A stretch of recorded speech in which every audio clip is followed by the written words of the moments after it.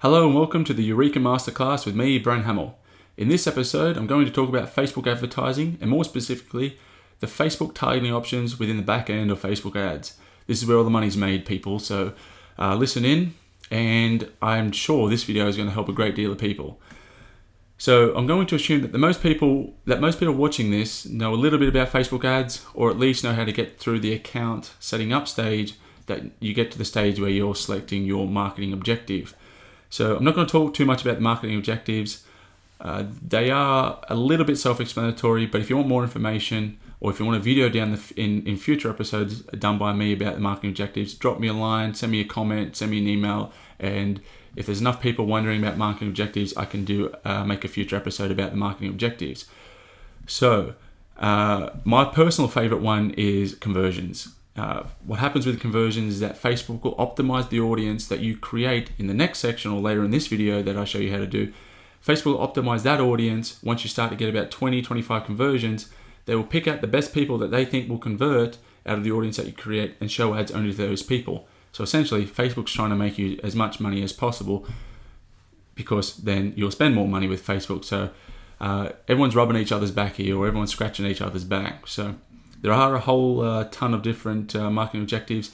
If you don't want to wait for the video, feel free to hit up the Facebook Help Center. They have a lot of helpful information about the marketing objectives and things like that. One little caveat with the conversion stuff is that you do need to place the Facebook pixel on your website. It needs to be placed on every page of the website. Again, I'm not going to show you how to do that in this video. If you know how to do it, thanks to a little bit of coding knowledge that you have, great, you can do it yourself. If you don't have any coding knowledge, just send that pixel off to your web dev or web designer. He or she will know how to do it in under 5 minutes.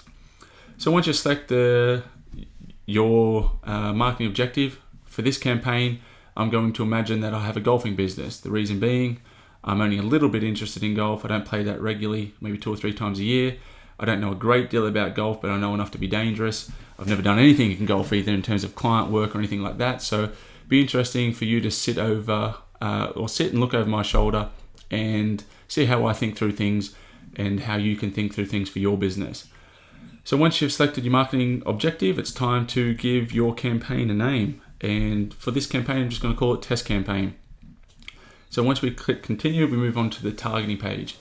So this is where the money is made. So 2 ways to make money, or 2 things go into making money with Facebook ads. You need to get the messaging correct and you need to get the targeting correct.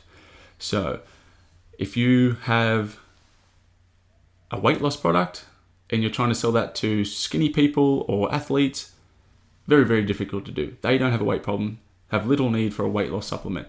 You try to sell that to people who have a little bit of difficulty with weight, much more applicable. I know weight's a touchy subject, but it is an easier way to comprehend what I'm talking about. Similar to the golfing stuff, or the golfing business that I'm talking, or hypothetically going to be pitching ads for here, is that I want to be pitching ads to people who love golf. They play regularly. They are the people that are willing to spend a little bit of money on golfing products. I don't want the people that, like me, for instance, that only play golf a little bit. I don't spend much money on golf because I don't play that often. So how do I get in front of those, hardcore people that have their wallet out, they're frothing at the mouth and they're ready to buy whatever you have to sell, product or service. It kind of doesn't matter. One small little caveat, you won't have this error message. This is a test campaign. I haven't placed the pixel. But once you've placed the pixel and you've set it up to optimize for a conversion event, you just click this box here, select the conversion event that you wish Facebook ads to optimize for this ad set targeting, and off we move on. So next week, I'm going to talk about this, custom audiences. Without doubt, the most powerful way to make money in paid media, in my opinion, today. It is almost a license to print money. It is that powerful. I've seen businesses grow hand over fist, it feels like almost overnight. Clients have done this. I've done it for clients, taking one client from $0 to $100,000 a month in sales in under 8 months, using largely custom audiences. So it is very, very powerful. Next week's episode, talking about custom audiences. I urge everyone who's watching this right now, stick around next week, next Friday. Next week's episode is going to be fantastic. So moving on to the geographical targeting. Now, some people get this wrong because they never click this tab. So let's imagine that we're selling my golfing product, my golfing products, or one particular product, to people just within Australia, the country that I reside in. So I want people who live in this location, because people, or Facebook by default, choose everyone in this location. So I don't want that. People could be temporary, people could be moving through, people, it's essentially people whose home or most recent location is within the selected area. That's a little bit too broad for me. I want people who live in this area. The people who are stationary and targeted, they're the people who I want. It's more important, especially if you're kind of like a brick and mortar business and you've picked a specific location such as Newcastle, like the city I live in, or the suburb, so on and so forth. If you're a different type of business and you want people recently in this location, it could be people that have recently been to Australia and left. It could be people recently been to an area and left. It could be anything like that. Or you could want tourists, people traveling in this location. You will know sitting in your seat right now which is the best for your business, and then you select that option that is best. Always make sure to click that option. So once we're going through now, we're selecting locations. We can select nationwide, we can select down to the city, and we can also select postcode. So 2000 is, I believe, in Sydney, and we can select location. So what we're doing here is that you can remove Australia. We can select by, you can remove Australia if you wish and just select the two locations that I wish. You can set the geographical scope that you wish around the area that you've stated. So Newcastle, I've got 25 miles around. I can click that and change the radius. So if I press, if I select 50 miles, the radius moves out to a wider area. And I can also say that I want to exclude areas. So I can say select here, I can exclude, and I don't want my ads to show in Melbourne. Nothing against people from Melbourne, but maybe for your business, you might have a non-compete agreement in place. You could have people are too far away, you want to cut them off, or that's just a nice way to narrow down your audience geographically, depending upon the type of business that you have. So once you have chosen the area, we're going to run with Australia. So here, so once we've got that selected, we can see the targeting here. All Australia is kind of highlighting that grey kind of blue kind of colour. And then we move into age demographics. Again, you want to be specific here. We do not want to be too broad. We want to be shooting fish in a barrel. So if most people that buy from you are between the ages of 30 and 35, you select 30 and 35. Don't go 25 and 40 or 25 and 45, too broad. You make money by being very specific. Everyone gets this wrong because they believe that they'll miss out on sales. You actually lose sales because you're not specific. So being specific is one of the best ways to kind of be specific. Is really quick story. The movie The Hangover, the lunatic with the beard who wears the sunglasses in the first movie. I can't think of his name, but he's wearing blue blocker sunglasses. Now, one of the great copywriters in history, Joe Sugarman, is the mastermind behind blue blocker sunglasses. The technology in blue blocker sunglasses, they block out UV. They also light up low level lighting, so dusk and dawn. They sold them to civilians, made big money. They thought pilots are perfect. Dusk and dawn, sun's always in their face, perfect. Technology is already built in. We can pitch it to pilots. They pitched it to pilots pretty much the same way they did to civilians, same price, same kind of messaging, failed.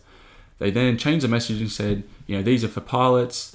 When the sun's in your face, it blocks out the UV, dusk and dawn, you can see better, all that kind of fun stuff. Trebled the price because pilots have a bit more money. The pilots are now thinking that these are geared just for us. They're a little bit more expensive than the civilian kind of sunglasses. Got the messaging right, got the targeting right. They made a fortune with pilots. Again, be specific. So gender, most people play golf are men. There are a great deal of women that play golf. I'm sure more than I probably think. I'm not trying to be discriminate here at all, but just again, hypothetically, we're going to select men. So we've got men between the ages of 40 and 65 plus that live in Australia, and we have an audience of 2,700,000. Way too broad. It's everyone in that category is going to see our ads at this stage. We've also got people who speak English, all versions of English. You can also target Spanish. It depends upon the type of business that you have, about the language that you might want to target. Now this is the interesting part. This is where everyone kind of gets a little bit too narrow. You want to think outside the box here. Now you need to know your customer. What do they like? Who do they follow? What do they enjoy? What are their pain points? So you want to know like TV shows. Who are the people that they love? Who are the gurus? Who are the celebrities within that industry? I'll talk a bit more about that in a moment. Who are... what kind of media do they follow? Do they books, magazines, anything and anything? Do they have a specific job? You can target people with job titles. You need to play around with this. So hypothetically, from my golf business, everyone might be thinking, let's target everyone that likes Tiger Woods.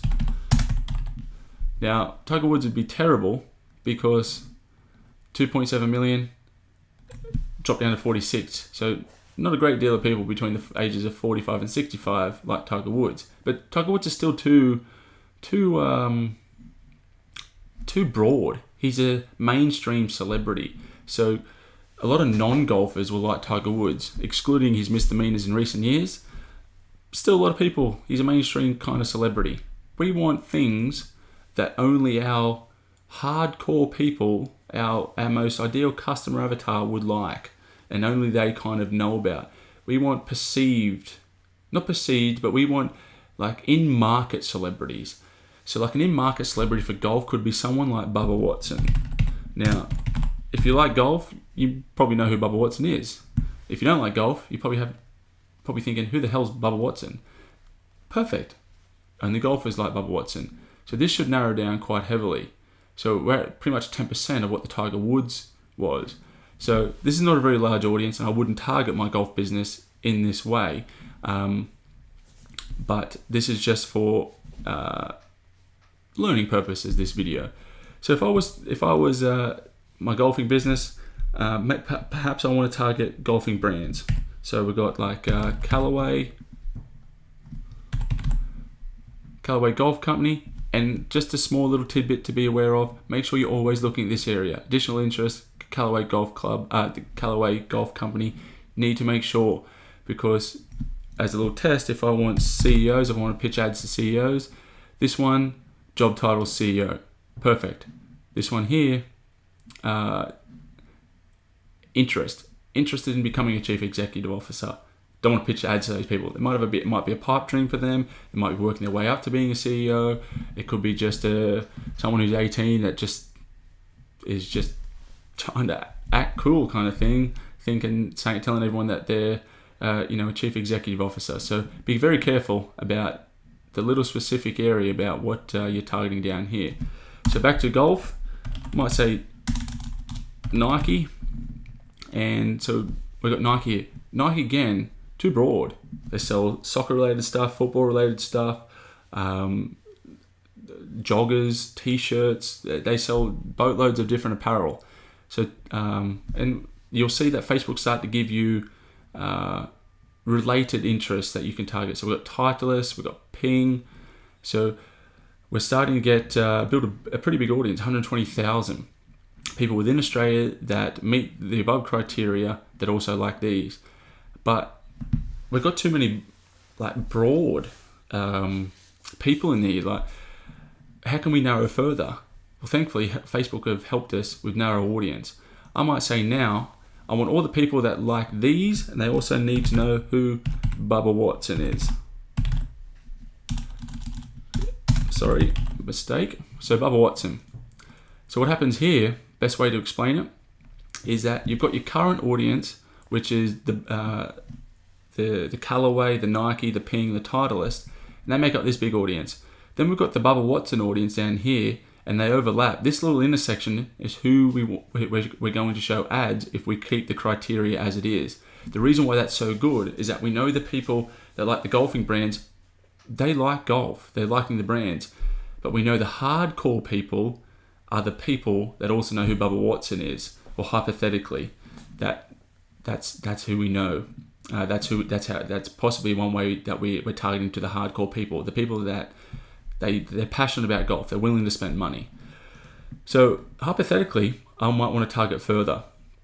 I might want to say, I want high income earners. I want people with some disposable money. So let's say 75 to 100,000, and we can keep going up. So now we've got a pretty narrow audience here, and we can see it here. Too narrow, and I don't recommend 1,000 people. There is no hard and fast rule for audience size. If you're nationwide, in the US, maybe 500,000 to 1 million is a good audience, not too big, not too small. Locally, you could be just a few thousand, you could be tens of thousands. In Australia, we only have a population of about 26, 27 million, so our audience is too big. This is far too narrow for a golfing product, but for educational purposes, you're starting to see some of the things that you can do. Now, I know when we go through things, we look at forums of clients, we look at Amazon reviews of clients, we look at blogs of clients in terms of what their market's looking at. We look at Amazon reviews, the forums around the client's industry, as I mentioned, and we also talk to our clients' customers.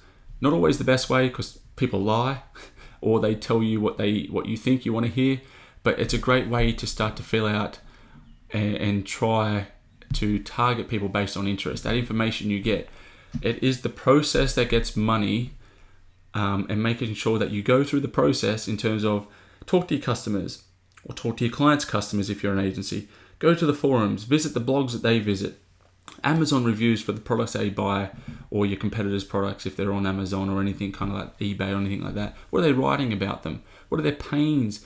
What do they aspire to be? What do they want? What do they like? Books and all the stuff that I mentioned before. This is where you start to fill this out. It's very, very important. Go through that process. Do not skip that. That's where the money is. So once you've gone through here, I highly recommend just toying around with it. So if we start to scratch off a few, and you can target people by job title. You can target homeowners. You can target renters. So there's a whole heap of different things. There's almost 1,000,001 ways you can target people on Facebook. You can target people that like other Facebook pages. It doesn't have to be your Facebook page. If you've got a competitor that has over 25,000 Facebook likes, there's a decent chance that you'll be able to target them, or the people that like their page. If you've got an interest-based page, such as someone like Tony Robbins, for instance, who I assume would have millions on his Facebook page. He's a business, but he's a kind of a half interesting person as well. You can target the people that like Tony Robbins. So I can't cover all the targeting options in one video. You really have to play around it for your business. So because the people that are watching this, there'll be products, there'll be services, and everything in between that can be targeted through Facebook, and you have to go through it and sit down and spend a chunk of time after you've done the research about the targeting options.